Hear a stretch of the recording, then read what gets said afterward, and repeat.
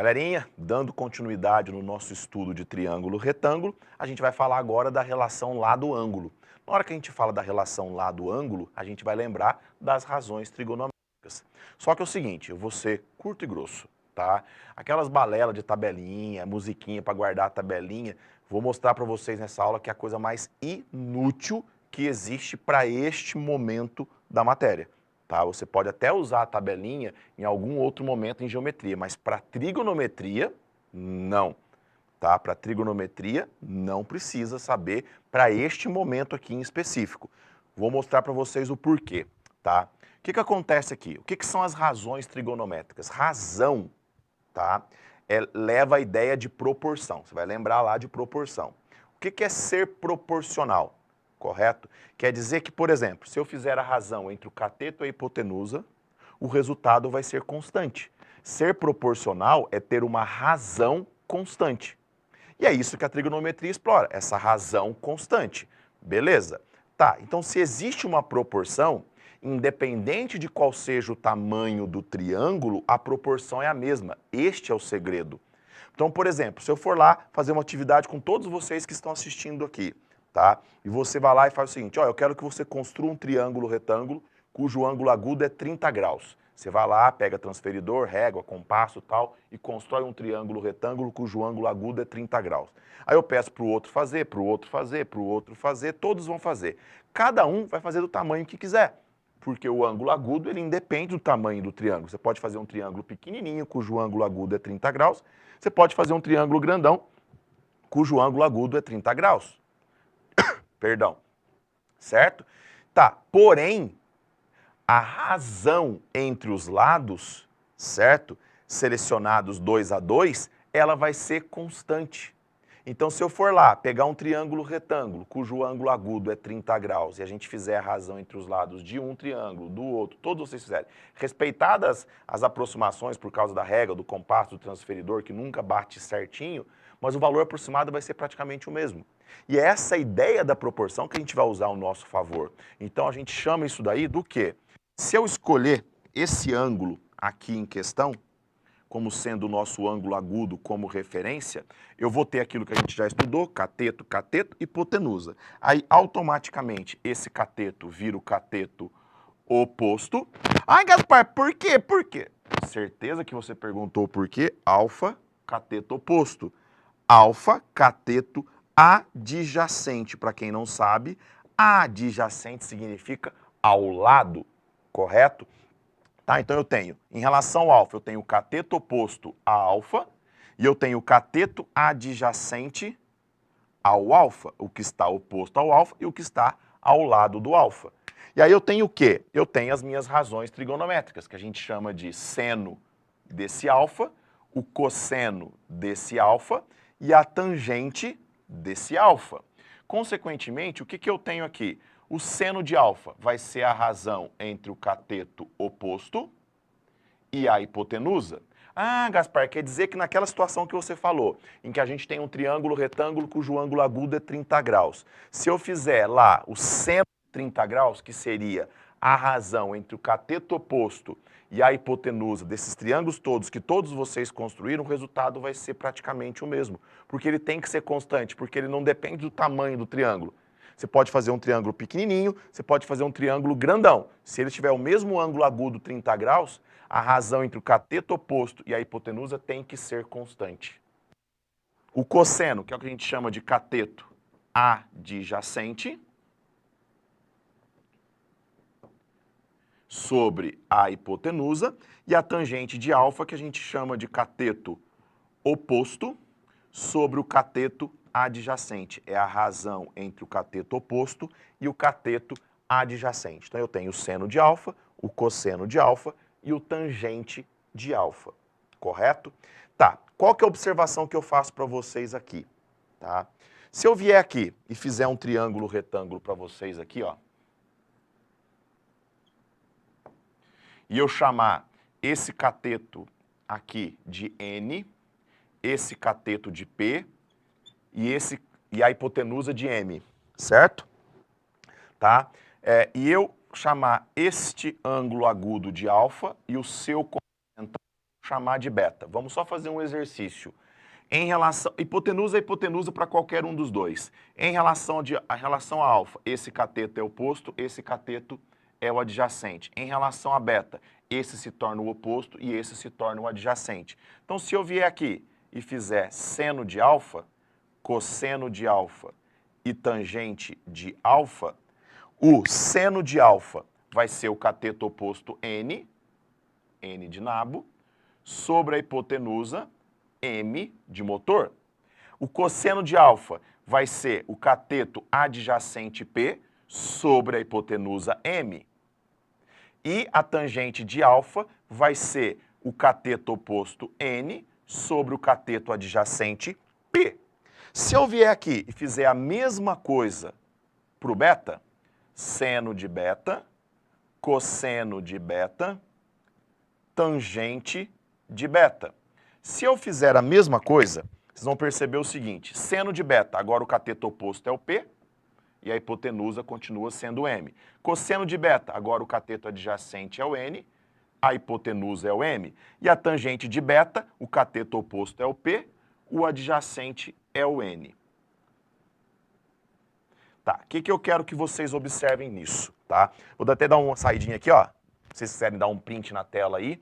Voltando aqui, eu vou apagar esse início que está aqui, porque eu quero que vocês percebam ali uma relação importante. Qual que é a relação importante que eu quero que vocês percebam ali? Tá? A gente sabe que alfa e beta, neste caso, são ângulos complementares. Alfa mais beta vale 90. São ângulos agudos complementares, já estudamos isso. Tá, o que eu quero que vocês percebam aqui é que o seno de alfa dá o mesmo resultado que o cosseno de beta. Então, a primeira informação importante, seno de alfa dá o mesmo resultado que o cosseno de beta. Galera, presta atenção nessa bagaça. Muita gente deixa isso passar despercebido e se perder durante o estudo de trigonometria, durante o estudo do triângulo retângulo. Pera aí, galerinha, para pensar um pouquinho. O que isso aqui significa? Que seno de 20 graus pode ser substituído por cosseno de 70 graus. Ai, Gaspar, mas por quê? Por quê? Porque 20 graus mais 70 dá 90. Então, quer dizer que o seno de um ângulo é igual ao cosseno do seu complementar. Então, seno de 30 graus é a mesma coisa que cosseno de 60. Seno de 10 graus é a mesma coisa que cosseno de 80. Então, ângulos complementares, o seno é igual ao cosseno. Fundamental saber isso, tá? E a tangente... Então, ó, fundamental saber isso. Em relação à tangente, o que a gente vai ter aqui? Em relação à tangente, a gente vai perceber que a tangente é o inverso. Tá vendo? Ó? A de alfa dá N sobre P, a de beta dá P sobre N. Então, o que a gente tem aqui? Que a tangente de um ângulo agudo é o inverso do seu complementar. Ou seja, a tangente de 30 graus é o inverso da tangente de 60. Tangente de 40 graus é o inverso da tangente de 50. Não sei se vocês percebem aqui, que daqui a gente pode tirar a conclusão, se eu passar o tangente de beta multiplicando, que o produto entre a tangente de um ângulo vezes a tangente do seu complementar dá sempre 1. O que você fez, Gaspar, que eu não entendi? Só peguei o tangente de beta e passei multiplicando o tangente de alfa. Então fica tangente de alfa vezes tangente de beta é igual a 1. Consequentemente, eu posso afirmar isso também. O produto entre tangentes de ângulos complementares dá sempre 1. Por exemplo, tangente de 30 graus vezes tangente de 60 dá sempre 1. Informação importante de se usar. Importante de se usar. Porém, o mais importante dessa aula seria o macetinho que eu vou passar para vocês aqui agora. Tá? O que é esse macetinho que eu vou passar aqui para vocês? É o macetinho do 30 graus e do 45 graus, que seria o seguinte, e vou provar, hein? Vou provar, tá? Toda vez que eu tenho um triângulo retângulo, cujo ângulo agudo vale 30 graus, tá?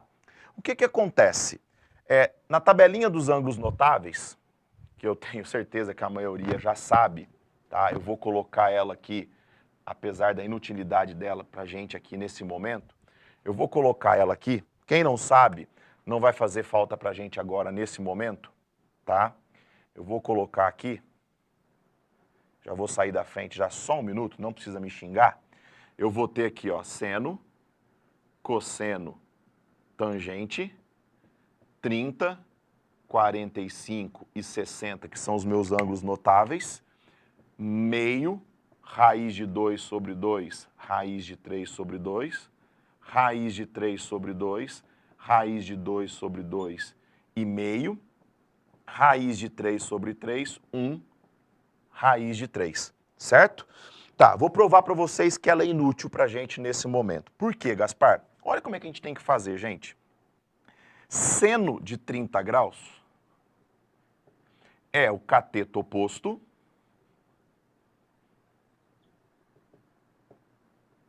sobre a hipotenusa.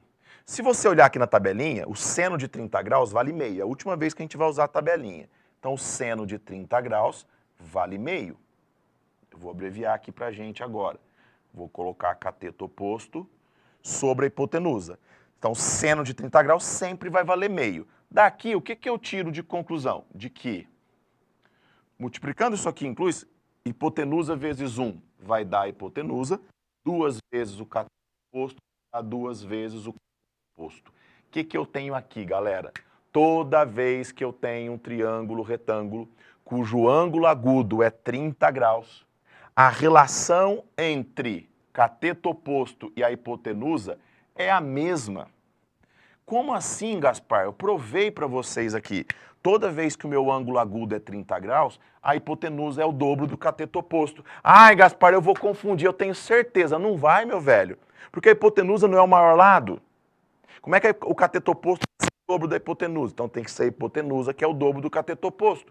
Como assim, Gaspar? Então, se esse meu ângulo vale 30 graus, se a hipotenusa vale, se o cateto oposto vale x, a hipotenusa vai ser o dobro, 2x. Então, a relação entre o cateto oposto e a hipotenusa é sempre a mesma quando o ângulo agudo é 30 graus.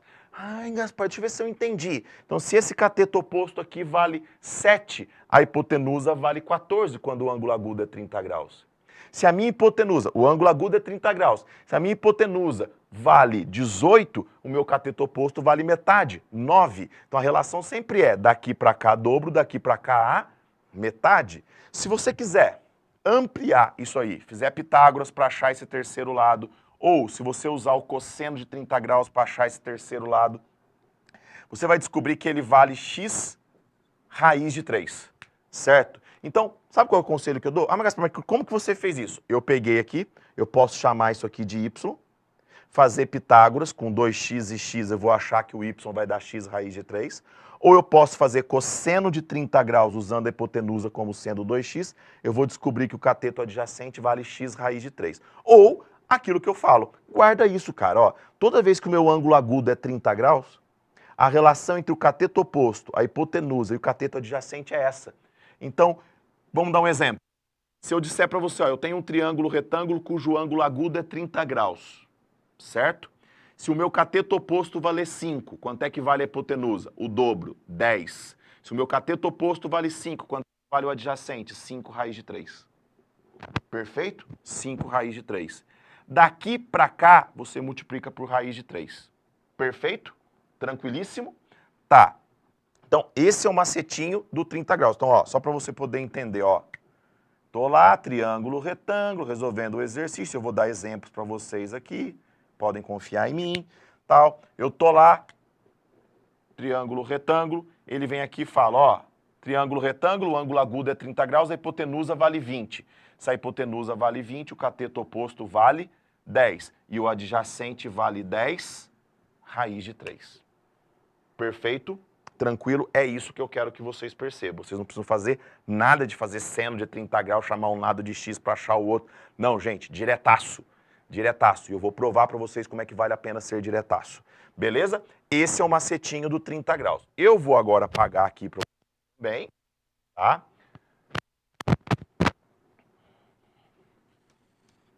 Para a gente fazer o macetinho do 45 graus. Então, eu vou fazer aqui o macetinho do 45 graus. O macetinho do 45 graus é mais fácil ainda, tá? Se você já assistiu as minhas outras videoaulas sobre triângulo retângulo, vocês vão lembrar que eu falei que toda vez que um ângulo agudo vale 45 graus, o seu complementar também vale 45. A gente tem o que a gente chama de triângulo retângulo isósceles. Então eu sei que os meus catetos são iguais.